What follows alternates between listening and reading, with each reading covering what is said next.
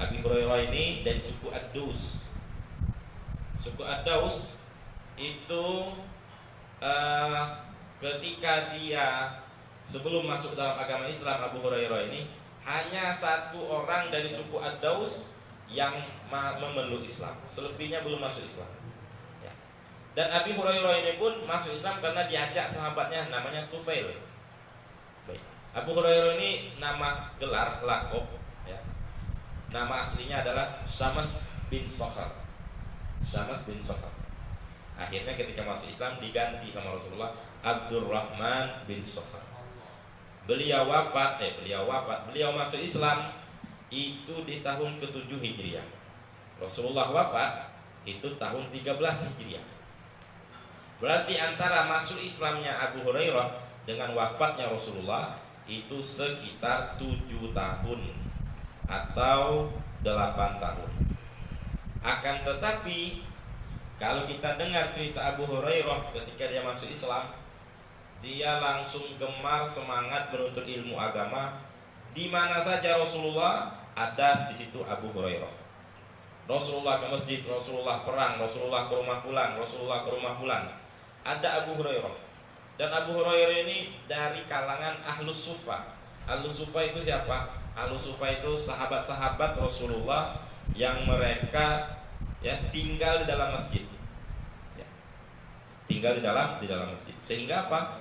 Ketika Rasulullah datang, mereka sudah standby di masjid, sudah berjamaah sama Rasulullah, mendengarkan ceramah Rasulullah, mendengarkan nasihat Rasulullah. Itulah keutamaan Ahlus Suffah. Baik. Jadi Abu Hurairah ketika dia masuk Islam, gemarnya untuk menuntut ilmu agama itu sangat luar biasa sekali. Sampai-sampai Abu Hurairah dalam kurun 7 tahun, dalam kurun 8 tahun sampai Rasulullah wafat, beliau yang paling banyak dari kalangan sahabat yang mengumpulkan hadis Rasulullah SAW. Sayyidina Ali kalah, Sayyidina Umar kalah, Sayyidina Abu Bakar kalah. Padahal kalau kita mau lihat, mereka itu masuk Islamnya lebih awal, jauh sebelum Abu Hurairah. Akan tetapi Abu Hurairah paling banyak mengumpulkan hadis. Sampai-sampai 5.300 lebih hadis yang dikumpulkan Abi Hurairah dari Rasulullah SAW. Sedangkan Sayyidah Aisyah saja itu hanya sekitar 4.000. Ya. Sedangkan sahabat-sahabat yang lain, Sayyidina Ali, Sayyidina Umar, itu hanya sedikit melewatkan hadis. Ya. Berarti apa?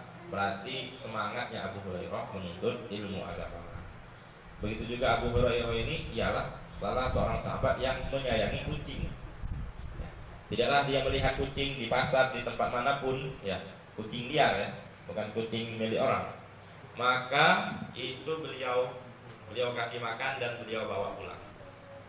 Beda kasusnya kalau kucing orang, kucing anggora pula, ada dikantongi. Ini maksudnya bukan nyayang kucing, ini nyari loka itu namanya. Beda. Maka Abu Hurairah menyayangi kucing hingga ketika Rasulullah melihat Abu Hurairah itu di kumnya, kum itu lengan baju, ada kucing, maka digelarilah oleh Rasulullah Abu Hurairah, bapaknya anak-anak kucing. Ya, kenapa? Beliau menyenangi, menyayangi kucing. Kucing ini hewan yang disayang oleh Rasulullah SAW. Sehingga kalau bulunya jatuh lekat di karpet, banyak, maka tidak apa-apa sholat di situ. Kenapa? Sudah lumrah. Walaupun hewan itu bulu hewan yang lepas, bulu hewan yang tidak dimakan, sejatinya kalau bulunya lepas dari tubuhnya itu bulunya najis. Tetapi jikalau kucing, maka kalau banyak bulunya di karpet, di sofa ada, di kasur ada, di karpet ada, susah untuk dibersihkan, maka ya sudah uzur kata para ulama. Karena kucing itu hewan yang jinak, yang